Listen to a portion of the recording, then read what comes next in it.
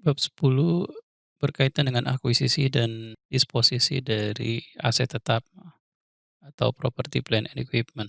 Jadi di dalam bab ini yang akan kita pelajari adalah, biaya yang berkaitan dengan aset tetap, ini yang berkaitan dengan tanah contohnya, peralatan, dan juga, aset yang dibangun sendiri. Terus nanti ada isu yang berkaitan dengan kapitalisasi bunga atau, kita sebut di sini sebagai IDC ya, interest cost atau interest during construction. Terus selanjutnya, valuasi dari fixed asset dan juga ada yang namanya biaya setelah pembelian. Jadi ada penambahan, ada improvement dan yang lain. Yang terakhir adalah disposisi seperti penjualan dan juga, kalau fixed asset itu rusak. Jadi yang namanya fixed asset ya adalah aset, yang jangkanya panjang ya. Jadi biasanya penggunaan itu lebih dari satu periode akuntansi, disebut sebagai aset tetap atau juga, plan asset. Aset ini biasanya digunakan untuk kegiatan operasional dan bukan untuk dijual. Jadi misalnya, tanah itu adalah salah satu contoh aset tetap. Tapi kalau tanah ini dimiliki oleh perusahaan properti dan tanah tadi niatnya untuk dijual, maka itu tidak bisa dianggap sebagai aset tetap, tapi dicatat sebagai persediaan. Jangka panjang ya karakteristiknya dan, biasanya didepresiasi ya kecuali tanah. Jadi nanti, jenisnya itu selain tanah ada gedung ya, bisa kantor, pabrik, atau gudang, terus juga peralatan ya kayak mesin ya, furnitur dan juga yang lain-lain. Ada barangnya ya, jadi artinya, ada bentuk fisiknya. Nah untuk, penilaian dari aset tetap, ya itu kita menggunakan yang namanya historical cost ya, atau, biaya pembelian. Jadi, itu adalah kas yang dikeluarkan atau kas ekivalen ya, dan juga biaya, untuk aset tetap tadi itu sampai ke lokasi perusahaan. Ya jadi ada 2 di sini, harga dan juga misalnya biaya pengiriman. Ya atau kalau kita ngomong peralatan, biaya perakitan juga masuk. Ya jadi kuncinya adalah sampai aset tetap itu bisa digunakan. Jadi ada harga pembelian, ya harga pembeliannya terus juga nanti dikurangi dengan diskon, terus juga, biaya yang berkaitan dengan pengiriman ya, dan juga, biaya lainnya ya, sehingga aset tadi itu bisa digunakan. Ya jadi ada misalnya ada biaya perakitan itu juga masuk sebagai biaya dari aset tetap. Nah untuk, penilaian aset tetap setelah periode pembelian, ya itu ada 2 pilihan ya. Jadi perusahaan boleh menggunakan metode biaya atau cost method, yang kedua fair value. Ya jadi sekali lagi, ini adalah pilihan ya. Jadi, boleh menggunakan cost method artinya kalau dia menggunakan cost method misalnya perusahaan beli tanah ya dengan nilai 10 miliar. Kalau dia menggunakan cost method maka tanah tadi di buku perusahaan itu akan dicatat sebesar 10 miliar selamanya ya. Tapi kalau dia menggunakan fair value ya maka tanah tadi itu tiap tahun akan dinilai ulang atau namanya di sini istilahnya revaluasi ya. Jadi misalnya kalau tanahnya itu pas dinilai ulang setelah setahun kemudian 11 miliar, maka nanti 1 miliar kenaikan ini akan dicatat sebagai peningkatan dari nilai tanah tadi. Nah, tapi syaratnya konsekuensinya adalah biasanya kalau misalnya menggunakan fair value, perusahaan tuh harus ada biaya tambahan karena penggunaan fair value ini harus, menggunakan yang namanya appraisal atau kantor jasa penilai.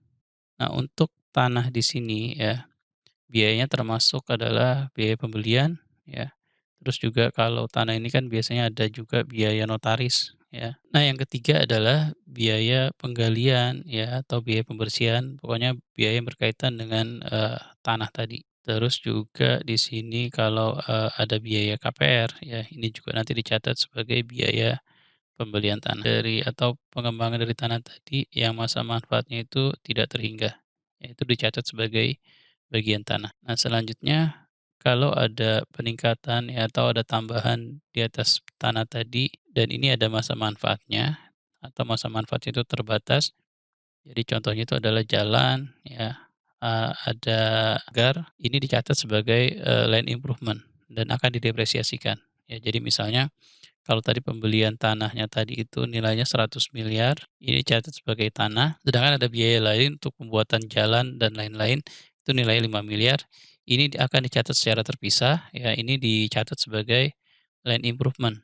Nah, untuk tanah ini tidak ada istilah depresiasi, tapi untuk land improvement ini akan dilakukan depresiasi, ya selama masa manfaatnya. Sedangkan tanah yang dibeli ya untuk spekulasi itu tidak boleh dicatat sebagai tanah, tapi akan dicatat sebagai investasi. Dan tadi sebelumnya seperti saya bilang, tanah yang dimiliki oleh perusahaan real estate ya, atau perusahaan properti dan rencananya akan dijual kembali, maka akan diklasifikasikan sebagai persediaan. Nah, untuk, biaya building ya atau gedung, ini adalah sekali lagi kuncinya adalah segala biaya Eee, yang berkaitan dengan akuisisi atau konstruksi, ya. Jadi sampai gedung itu bisa digunakan. Jadi di sini yang berkaitan dengan biaya bahan baku ya, misalnya kayak semen, besi ya, biaya tenaga kerja dan juga biaya overhead ya selama pembangunan. Terus juga nanti, yang berkaitan dengan biaya profesional jasa ya, misalnya biaya arsitek ya, terus building permit ya, ini IMB itu masuk semua sebagai bagian dari biaya pembangunan gedung tadi. Jadi sekali lagi kuncinya adalah, semua biaya akan dicatat ya, dari penggalian sampai gedung tadi selesai. Nah kalau equipment ya atau peralatan, ya ini juga sama kuncinya adalah sampai bisa digunakan. Jadi contoh biayanya adalah biaya pembelian, biaya pengiriman, asuransi selama pengiriman, terus juga nanti kalau ada biaya untuk, dasar ya atau misalnya kalau mau buat pabrik itu misalnya dia harus melakukan, di semen dulu ya. Nah biaya tadi juga masuk sebagai biaya peralatan. Terus juga biaya instalasi ya perakitan juga masuk sebagai biaya peralatan. Dan yang terakhir yang berkaitan dengan uji coba ya. Jadi kalau ada uji coba atas, mesin baru atau peralatan baru, maka biaya uji coba tadi itu juga masuk sebagai biaya dari peralatan atau mesin. Nah selanjutnya, kita lanjutkan dengan, aset yang dibangun sendiri, maka biayanya itu selain biaya material dan biaya pekerja, nanti ada biaya overhead, ya. Jadi biaya overhead itu biasanya adalah biaya yang tidak bisa langsung, bisa diidentifikasi secara langsung untuk pembangunan gedung tadi. Nah pendekatannya ada 2, jadi, fixed overhead, jadi overhead itu tidak dicatat, ya, atau tidak dimasukkan sebagai biaya pembangunan aset tadi, atau yang kedua adalah sebagian dicatat. Biasanya perusahaan itu menggunakan yang kedua, ya, jadi sebagian overhead itu masuk sebagai biaya pembangunan. Nah, terus di sini kita akan melihat yang namanya interest during construction, IDC, atau, kapitalisasi bunga. Jadi, di sini ada 3 pendekatan yang berkaitan dengan, jadi intinya di dalam IDC ini adalah yang namanya bunga itu kan sebenarnya adalah expense ya atau beban. Tapi kalau perusahaan pinjam uang untuk membangun gedung ya atau membangun bangunan, sebagian bunganya itu boleh dicatat sebagai, jadi yang tadinya beban dicatat sebagai biaya pembangunan. Nah, di sini kalau kita lihat ada 3 pendekatan yang berkaitan dengan bunga tadi. Jadi satu yang pertama adalah tidak dikapitalisasi bunganya, ya. Jadi artinya bunga itu dicatat seperti biasa beban bunga atau semuanya itu dicatat sebagai kapitalisasi. Jadi beban bunga semua dicatat sebagai bukan beban bunga tapi sebagai aset. Nah, di sini standar akuntansi yang dikapitalisasi itu adalah biaya aktual. Ya, jadi artinya dia di tengah-tengah ini ya. Jadi misalnya kalau di sini pendekatannya itu nggak ada bunga, misalnya di sini 100, ya mungkin yang boleh dikapitalisasi hanya 70. Jadi sekali lagi, kapitalisasi bunga atau interest during construction, IDC, itu dibolehkan oleh standar akuntansi. Ya, tapi nanti ada syarat dan ketentuan seperti apa yang dibolehkan untuk dikapitalisasi. Jadi yang boleh itu adalah biaya aktual ya dari si bunga tadi. Ini konsisten dengan biaya historical. Nanti ada istilahnya di sini qualifying asset, artinya aset yang akan dibangun itu biasanya butuh waktu untuk pembangunan. Ya, jadi kalau misalnya asetnya 1 minggu selesai untuk dibangun, maka ini bukan termasuk qualifying asset. Ya, jadi ini harus jangka panjang proses pembangunannya. Periode kapitalisasi adalah dimulai dari biaya pembangunan sampai bangunan tadi selesai. Jadi selama proses pembangunan tadi, kapitalisasi bunga atau IDC boleh dilakukan. Nah, terus yang terakhir adalah jumlah yang dikapitalisasi. Jadi sekali lagi qualifying asset adalah dibutuhkan waktu untuk pembangunan. Nah, nanti aset yang dibolehkan itu boleh misalnya tadi ada perusahaan dia bangun gedung untuk, keperluan operasional sendiri, itu boleh dikapitalisasi atau aset tadi itu akan dijual. Ya, jadi kalau kayak perusahaan konstruksi, dia bangun gedung tapi bukan buat digunakan, tapi untuk ada pesanan dari perusahaan lain. Nah, itu bunga yang digunakan untuk membangun tadi itu boleh dikapitalisasi, ya atau dicatat sebagai bagian dari aset. Ya, jadi untuk periode kapitalisasi akan dimulai ketika pengeluaran untuk membangun aset tadi sudah terjadi, terus, biaya bunganya juga sudah terjadi ya, dan akan berakhir ketika aset tadi selesai. Artinya kalau asetnya sudah selesai, tidak boleh lagi dicatat yang namanya kapitalisasi bunga. Ya, jadi balik lagi, bunga akan menjadi sebagai beban ya. Nanti untuk yang jumlah dikapitalisasi adalah nilai ya beban bunga yang aktual ya dibandingkan dengan yang namanya voidable interest. Ya, voidable interest itu adalah bunga yang dapat dihindari seandainya perusahaan tidak melakukan pembangunan gedung tadi. Jadi ini yang namanya voidable interest. Nah, untuk menghitung jumlah yang dikapitalisasi, jadi, nanti kita akan melihatnya adalah beban tadi itu secara fraksional ya. Jadi artinya, secara pro rata ya. Kapan, beban tadi itu dikeluarkan. Ya misalnya di sini kita kasih ilustrasi, jadi pembangunan 17 bulan ya, jadi ini masuk sebagai qualifying asset karena butuh waktu lama untuk membangun dan ini adalah pembayaran yang dilakukan oleh perusahaan. Jadi di bulan Maret 240, di bulan Juli 480.000 dan terakhir di bulan November. Nah untuk, melihat berapa sih jumlah yang boleh dikapitalisasi, kita kalikan dengan periodenya. Jadi kalau di sini bulan Maret pengeluarannya, maka itu ada 10 bulan ya, dari Maret sampai Desember. Maka dikalikan 10/12. Jadi dari 240 maksimal yang boleh dikapitalisasi adalah 200.000 ya. Juli berarti dia ada 6 bulan, sedangkan November 2 bulan. Jadi dari 1.080.000 yang boleh dikapitalisasi nilai pembangunannya hanya 500.000. Nah, sedangkan untuk bunga sendiri, jadi tadi kita udah tahu, ini 500.000. Nah, pertanyaannya beban bunganya yang dikapitalisasi itu berapa? Nanti tergantung apakah perusahaan itu memiliki yang namanya, specific borrowing, ya. Jadi specific borrowing adalah pinjaman yang dikhususkan untuk pembangunan gedung tadi, ya. Atau pinjaman yang umum. Jadi untuk biaya pembangunan itu dibutuhkan 1.000. Nah untuk, 1.000 ini perusahaan itu akan meminjam yang spesifik sebesar 500. Ini yang spesifik. Ya artinya kan masih ada kekurangan. Nah yang kekurangan tadi dia bisa menggunakan pinjaman yang umum, oke. Ya ini yang kedua. Nah kalau yang spesifik ini kan sudah jelas bunganya. Nah kalau yang umum ini kan bisa saja, pinjaman itu ada berbagai macam pinjaman, ya misalnya ada 2 pinjaman, ya masing-masing pinjaman ini bunganya berbeda. Nah nanti akan kita hitung secara rata-rata berapa bunga yang bisa digunakan untuk pinjaman yang umum tadi. Ya ini contohnya nih. Jadi, kalau di sini adalah, pinjaman umumnya ya ada 3 ya, masing-masing ini ada, ada bunganya berbeda ya, maka kita harus cari yang namanya capitalization rate ya atau bunga rata-rata.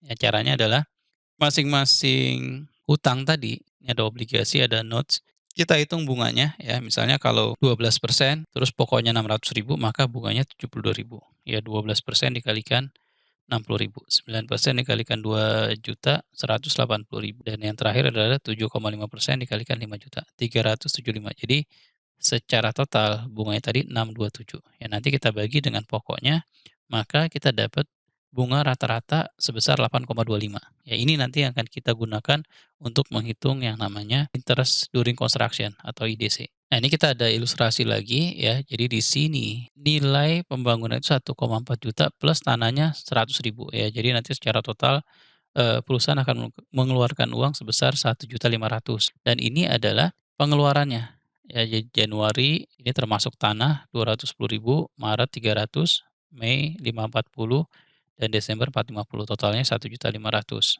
Nah, untuk, pembangunan tadi ya, yang membutuhkan biaya 1,5 juta tadi ya, perusahaan mengeluarkan atau menerbitkan hutang yang spesifik ya, sebesar 750.000, dan sisanya akan menggunakan pinjaman yang lain atau pinjaman yang umum. Di sini ada 2. Jadi ada yang spesifik, ada yang umum. Jadi di sini ya, yang pertama kita lakukan adalah kita akan melihat berapa sih secara pro rata biaya yang boleh, diakui atau boleh nanti untuk dalam penghitungan yang namanya IDC, ya. Jadi secara parsial kan, ya jadi nanti yang boleh dikapitalisasi itu kita lihat, berdasarkan pro rata ya. Jadi di sini ada Januari 210.000, maka ini full 1 tahun. Nah, sedangkan yang Maret ini, ya dari Maret sampai Desember hanya 10 bulan. Jadi kita lihat dulu, berapa sih dari 1,5 ini yang boleh dikapitalisasi, nilai pengeluarannya, ya.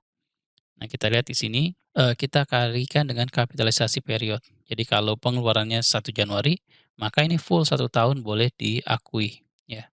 Sedangkan yang Maret itu 10 bulan, ya, Mei 8 bulan dikalikan 8/12, ya, sedangkan Desember 31. Nah, ini karena ini pada akhir tahun ya, maka capitalization period-nya itu adalah nol, karena di sini kita akan menghitung, IDC pada Desember 31. Sehingga dari 1.500.000 hanya 820.000 ini yang boleh sebagai dasar penghitungan yang namanya interest during contraction atau IDC. Nah, yang kedua, tadi karena ada 2 pinjaman, ada yang spesifik dan yang, aktual.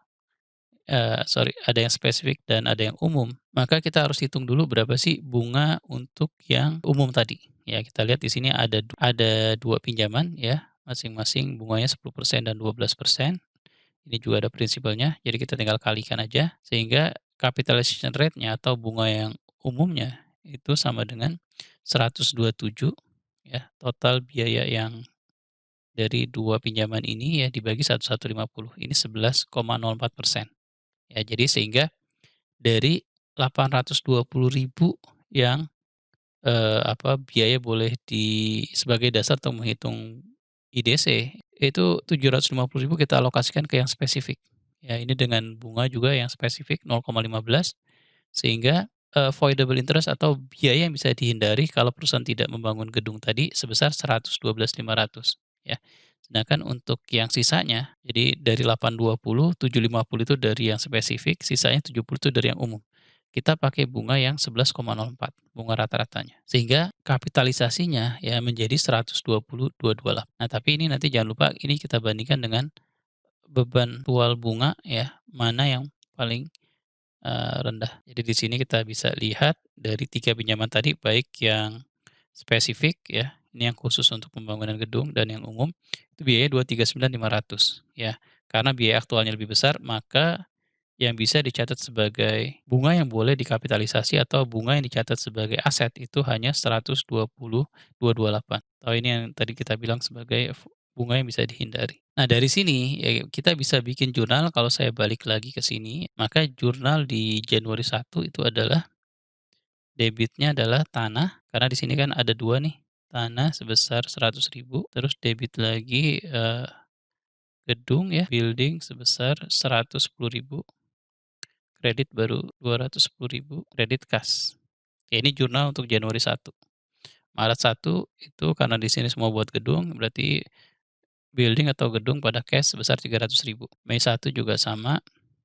Nah, nanti yang akan berbeda itu Desember 31. Ini nanti akan ada tambahan yang namanya IDC. Jadi, ada biaya untuk pengeluaran gedungnya 450 ya, dan juga nanti IDC yang sudah kita hitung. Jadi ada IDC sebesar satu 120.228. Artinya ya dari tadi bunga yang 239.500 ya, nanti ini kita bisa breakdown jadi 2. Ada yang menjadi beban bunga dan ada yang menjadi, gedung. Yang menjadi gedung adalah 120.228, sedangkan selisihnya 239.500 dikurangi 120.228 atau 119.272 119.272 ini akan dicatat sebagai beban bunga. Ya, jadi sekali lagi, konsep IDS itu adalah yang tadinya bunga, beban bunga ya masuk sebagai pengurang di laporan laba rugi, ini menjadi berkurang. Ya, kenapa? Karena ada sebagian yang dicatat sebagai aset. Sehingga ya di Desember 31 selain ya pengeluaran kas untuk pembangunan sebesar 450.000, ada jurnal tambahan, ya ini artinya yang berkaitan dengan beban bunga tadi ya. Jadi ya bunga yang dibayar 239.500 tapi tidak seluruhnya dicatat sebagai beban bunga, ya. Jadi nanti ada yang dicatat sebagai gedung, ya. Ini yang sebelumnya sudah kita hitung, ya. Nah inilah yang namanya, kapitalisasi bunga atau interest during construction. Ya, sedangkan untuk di laporan keuangan ya, nanti kita lihat di laporan laba rugi, ini ada beban bunga sebesar 239 ya, kita kurangi dengan kapitalisasi. Jadi ini tidak dibebankan. Sehingga yang masuk sebagai beban bunga di tahun 2019 di sini hanya 119 dan biasanya di catatan atas laporan keuangan dijelaskan ya dari total, bunga yang dibayarkan 239 sebagian dikapitalisasi dan sebagian dibebankan. Terus yang rate yang digunakan sebesar 11,04%. Nanti yang berkaitan, isu yang berkaitan dengan, kapitalisasi adalah pengeluaran untuk tanah ya. Jadi kalau tanah dibeli, jadi kalau ada tanah terus, nanti di atas tanah tadi akan dibuat bangunan ya, maka yang dikapitalisasi, ya bunga yang dikapitalisasi dicatatnya itu sebagai bagian dari gedung bukan tanah. Tapi kalau seandainya tanah tadi itu rencananya akan dijual untuk, pengembangan ya, maka biaya yang keluar untuk biaya bunga tadi boleh dicatat sebagai biaya pengembangan tanah, ya jadi boleh untuk tanah ya. Tapi kalau tanah tadi akan dibangun gedung, maka kapitalisasinya itu bukan terhadap tanahnya, tapi terhadap, gedungnya. Nah terus, ada isu tambahan adalah gimana kalau tadi perusahaan tuh udah pinjam uang ya, spesifik ya, tapi belum digunakan seluruhnya. Artinya karena belum digunakan perusahaan tadi itu taruh di deposito dan ada pendapatan bunga. Jadi ini khusus untuk yang, pinjaman yang spesifik, ya.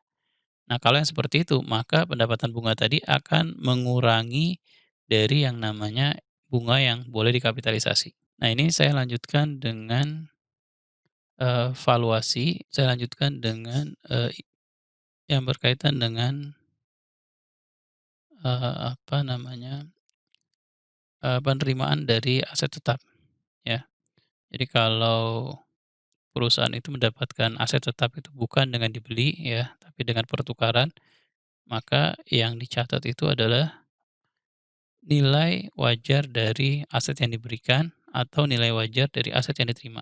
Mana yang paling jelas. Jadi nanti, ada yang berkaitan dengan diskon ya, jadi kalau ada pembelian tanah ada diskon, maka diskon tadi akan mengurangi nilai tanah tersebut. Terus ada deferred payment contract, ya jadi aset dibeli itu, dengan jangka panjang ya, misalnya akan dibayar 20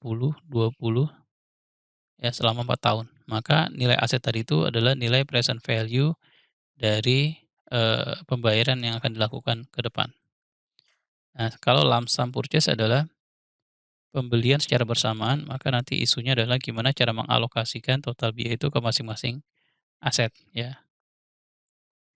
Terus juga nanti kalau perusahaan terima aset tetap tapi dengan mengeluarkan saham, maka nilai wajar dari saham tadi itu bisa, sebagai, dasar untuk menghitung properti yang diterima. Nah, sedangkan kalau pertukaran dengan non monetary asset ya artinya ditukar aset A ditukar dengan aset B ya, maka dasarnya adalah tadi juga sama fair value dari aset yang diberikan atau fair value dari aset yang diterima mana yang paling jelas ya. Nah, nanti yang paling penting lagi adalah istilah yang namanya commercial substance ya. Jadi kalau ada, substansi komersil maka selisih antara nilai buku dengan nilai wajar akan dicatat sebagai gain or loss, ya. Jadi kalau ada pertukaran, ada selisih, maka akan dicatat sebagai gain or loss, tapi syaratnya dia ada memiliki yang namanya substansi komersial, ya. Nah, di sini dijelaskan apa itu substansi komersial, ya. Ketika pertukaran tadi itu akan merubah ya cash flow masa depan dari transaksi tersebut, ya. Jadi kalau misalnya ada pertukaran, cash flow-nya berubah di masa depan, maka itu dianggap sebagai substansi komersil, ya. Nah, poinnya adalah di sini Kalau ada komersial substansi komersil, maka secara akuntansi harus dicatat keuntungan dan kerugian secara langsung, ya. Tapi kalau misalnya tidak ada commercial substance, maka tidak diakui atau di-defer. Oke, nah di sini kita lihat ya, ini ada commercial substance ya, artinya kalau ada selisih akan dicatat sebagai gain or loss. Jadi, dasarnya adalah perusahaan tuh nggak boleh mencatat aset itu lebih dari nilai wajar. Jadi kalau misalnya ditangguhkan ya, maka asetnya itu akan terlalu tinggi. Nah ini contohnya ya, jadi di sini ada pertukaran, jadi nilai mesin lamanya book value-nya 8.000. Nah 8.000 ini terdiri dari biayanya dan juga akumulasi depresiasi ya. Jadi biaya pembelian dulunya 12.000, akumulasi depresiasi 4.000, maka nilai bukunya sebesar 8.000. Oke. Nah terus fair value 6.000. Nah ini yang kita bandingkan ya. Jadi kita punya aset nilai bukunya 8.000, nilai fair value 2.000. Jadi ada loss ya, sebesar 2.000 yang ini langsung harus diakui ya. Kenapa? Karena di sini ada commercial substance ya. Terus, aset baru nilainya 16.000 ya. Nah ini trade in loan itu adalah aset baru itu dinilai oleh perusahaan tadi itu atau penjual sebesar 9.000 ya. Ini sebenarnya ini adalah untuk menghitung berapa sih cash yang harus dibayar perusahaan ya. Jadi ini bukan nilai wajar aset ya, tapi biasanya penjual itu biar orang tertarik ya, biasanya bisa saja dia memberikan trade in loan yang lebih tinggi dari nilai wajar, ya.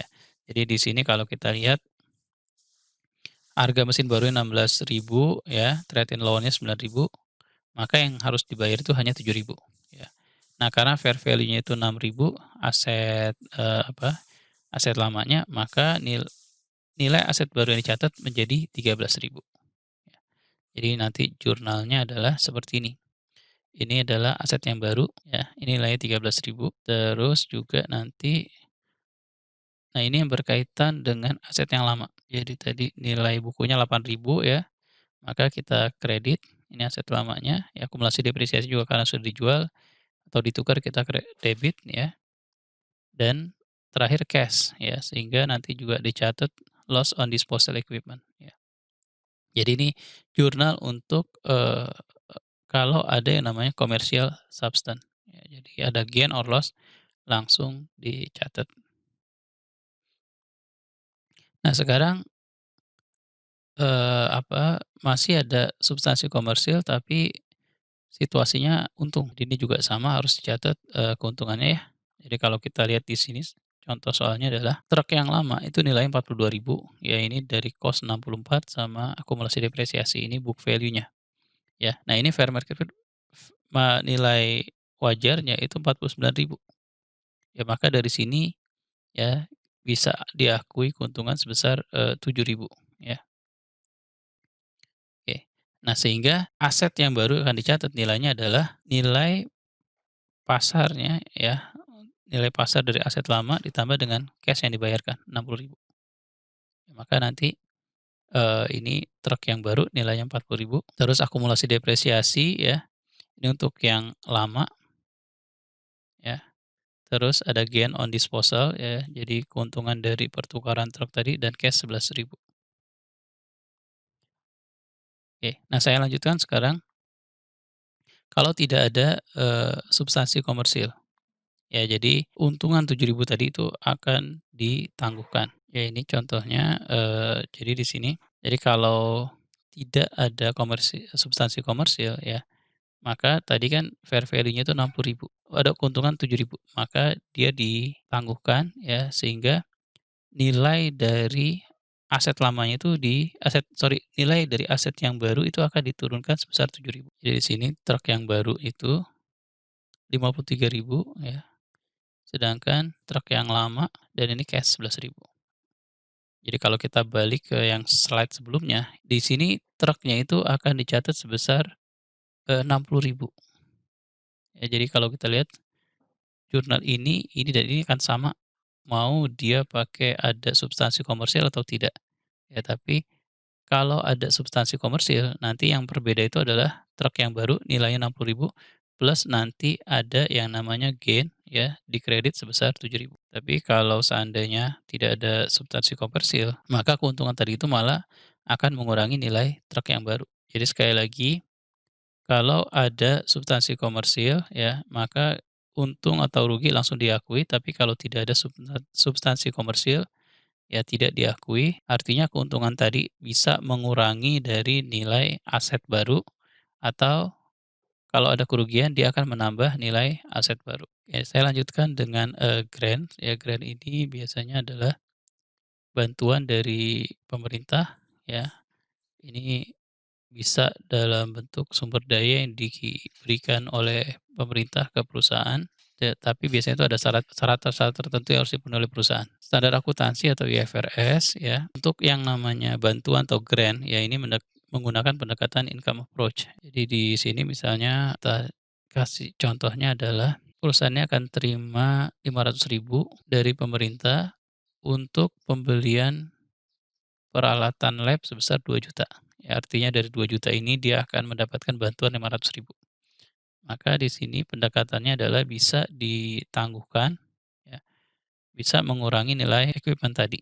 Jadi kalau ditangguhkan maka nilai equipment tetap 2 juta ya, sehingga karena masa manfaat 5 tahun, maka dia punya akumulasi depresiasi 2 juta dibagi 5 tahun 400.000. Maka setelah 1 tahun perusahaan itu akan mencatat nilai equipment 1.600.000 terus juga, jadi nanti akan dicatat yang 500.000 itu kan cash ya pada deferred grand revenue, ya ini sebesar 500.000. Nah setelah 1 tahun ya dari 500.000 ini 100.000 itu akan dicatat sebagai pendapatan. Ya jadi artinya ini kan 500.000 ini untuk 5 tahun ya maka tiap tahun akan diakui pendapatan sebesar 500.000 dibagi 5 tahun atau 100.000 ya.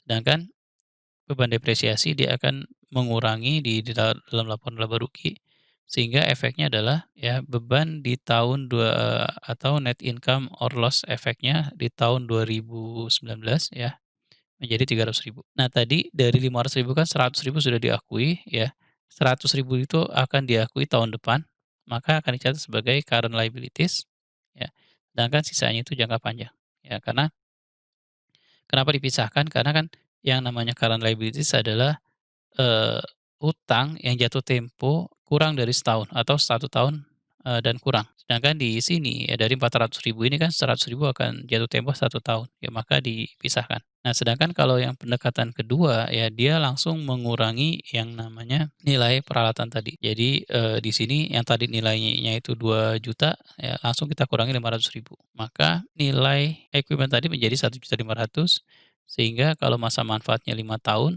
ya, maka tiap tahun perusahaan akan mencatat beban depresiasi sebesar 300.000. Nah, di sini contohnya lagi ya, perusahaan akan mendapatkan uang dari pemerintah sebesar 1 juta US dollar. Uang ini diberikan untuk membayar hutang dari perusahaan penerbangan tadi. Ya, jadi kayak kayak sekarang nih, lagi kondisi Covid, ya banyak airline tidak bisa bayar hutang, ya misalnya pemerintah kasih bantuan. Maka, pencatatannya adalah cash ya pada grand revenue, jadi catat sebagai pendapatan grand revenue ya. Tapi kalau ada syarat yang harus dipenuhi, maka ini harus dicatat sebagai pendapatan yang ditangguhkan dan akan diamortisasi selama ke depannya. Nah, terus juga nanti grant ya bantuan tadi bisa bentuknya yang berkaitan dengan biaya pinjaman. Di sini misalnya, kalau ada perusahaan itu ya dia investasi di satu negara, dia akan dapatkan pinjaman tanpa bunga sebesar 10 juta. Ya jatuh temponya 10 tahun ya, tapi syaratnya adalah 50% pekerjanya itu dari, kawasan sekitar. Nah, perusahaan tadi ini kalau dia pinjam bunganya 9%, maka nilai dari pinjaman tadi ya menjadi ya jadi kalau kita present value, jadi perusahaan itu dia akan bayar 10 juta 10 tahun ke depan, kan nilai sekarangnya ya present value-nya adalah 10 juta dibagi 1,091 ditambah bunganya pangkat 10. Ya ini, nanti, di sini kita bisa jadi 10 juta kita bagi 1,09 pangkat 10 atau di sini 42241.081. Ya tapi ini kayaknya ada kesalahan ya, dia pakai 5. Ya jadi atau di sini saya ganti aja biar bisa pakai 5 ya, ini bukan 10 tahun tapi 5 tahun, ya. Sehingga nanti pencatatan cash ya, not payable-nya itu ya, present value dari 10 juta dibagi 1,09 pangkat 5.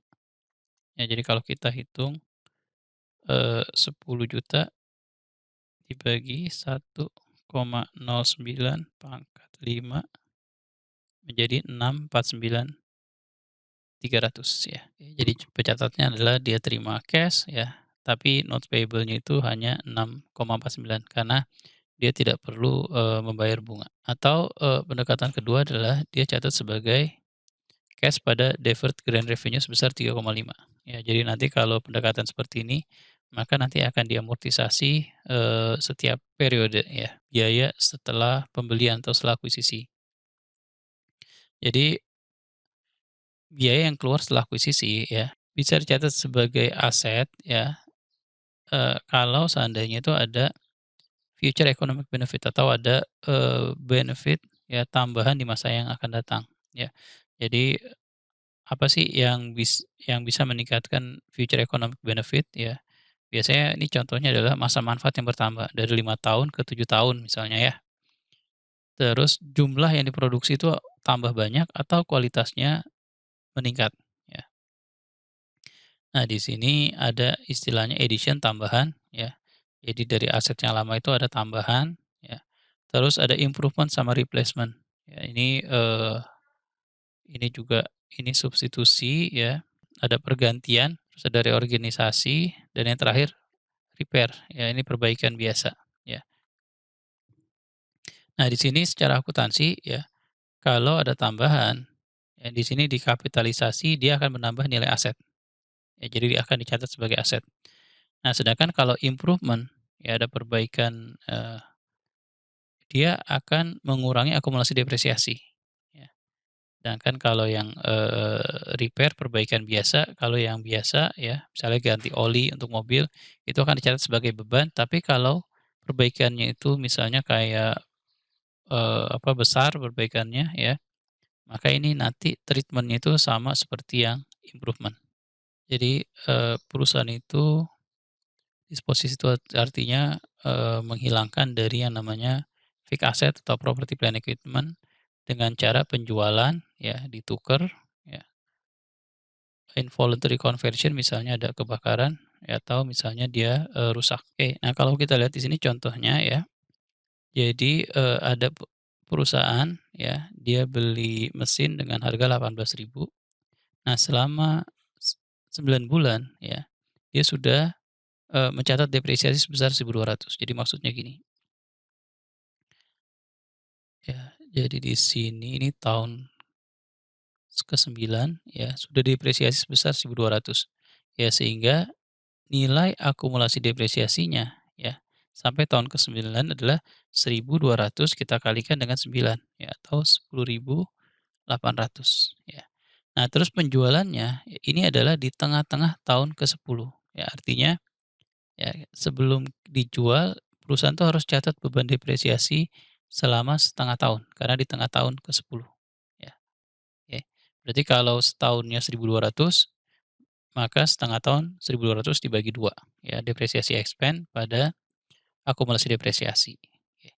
Sehingga nilai akumulasi depresiasinya menjadi 10.800 ditambah 600 ya, atau, 11.400 ya.